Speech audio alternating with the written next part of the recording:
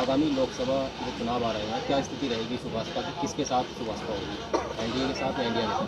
हम एनडीए में शामिल हैं और वहाँ सभी लोग एनडीए के सभी साथियों ने मिलकर के 330 प्लस सीट जीत करके माननीय नरेंद्र मोदी जी को तीसरी बार प्रधानमंत्री बनाने का संकल्प सब लोगों ने लिया है।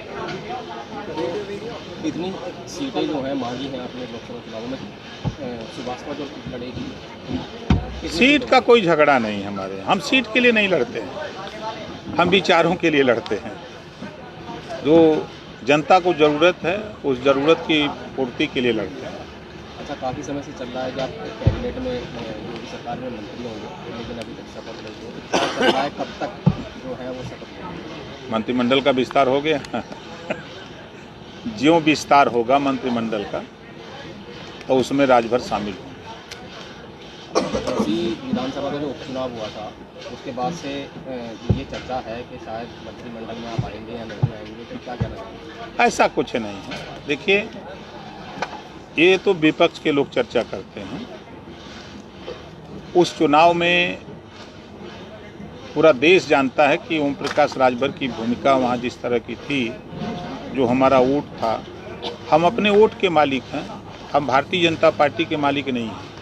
हम अपने वोट को बखूबी पार्टी को ट्रांसफ़र कराए। पार्टी के सभी शीर्ष से लेके फर्श तक सभी नेता उसको अच्छी तरह जानते हैं। तो आप कहना चाहते हैं कि आपकी पार्टी को तो वोट मिले थे, लेकिन बीजेपी को लोगों ने पसंद नहीं किया? अब वो बीजेपी का विषय है, अब उसको हम क्या कर सकते हैं।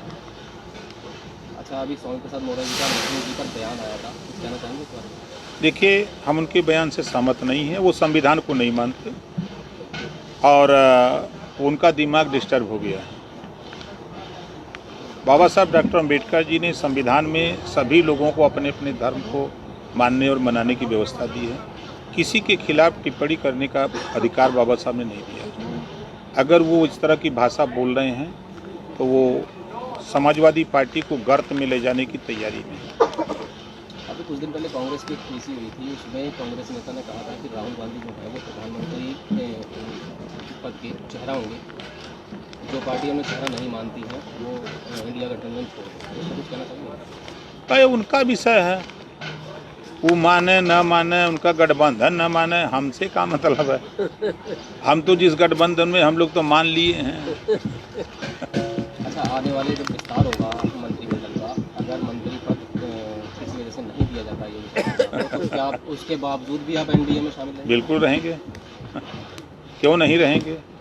देखिए, मैं वो शख्स हूँ, बाबा साहब डॉक्टर अम्बेडकर जी ने वंचित, शोषित, गरीब, कमज़ोर लोगों के न्याय के लिए पहली बार केंद्रीय मंत्रिमंडल से इस्तीफा दिया था और प्रदेश में दूसरी बार ओम प्रकाश राजभर ने रिजाइन दिया है। कोई प्रधानी से नहीं दे सकता, लेकिन हमने जब देखा कि हमारी बात नहीं मान रहे थे तो हमने रिजाइन दे के चले गए। कैबिनेट मिनिस्टर से रिजाइन दे के चला आया। अगर मंत्री की लालच हमको होती तो हम भी वहीं चपे रहते हैं। हमारा मकसद मंत्री नहीं, हमारा मकसद विचार। लोकसभा चुनाव जो है, मंत्री पद आपको मिले या ना मिले, तो एनडीए के साथ ही चुनाव बिल्कुल हम हैं, आपकी पार्टी? कोई दिक्कत नहीं हम लोगों को। अभी कुछ दिन पहले आपका ही बयान आया था कि आप इंडिया के नेता के भी संपर्कों में हैं, तो क्या मायने हैं इस बयान? नहीं, इंडिया के नेता हमारे संपर्क में हैं। कहीं पे निगाहें, कहीं पे इशारा। तो आप देखिएगा, उसका रिजल्ट कुछ ही दिन के बाद आपको मिलेगा। इंडिया गठबंधन के साथ ही एनडीए में शामिल होंगे। उसका अर्थ लोग दूसरा लगा रहे हैं, हम उसका अर्थ दूसरा निकाल रहे हैं।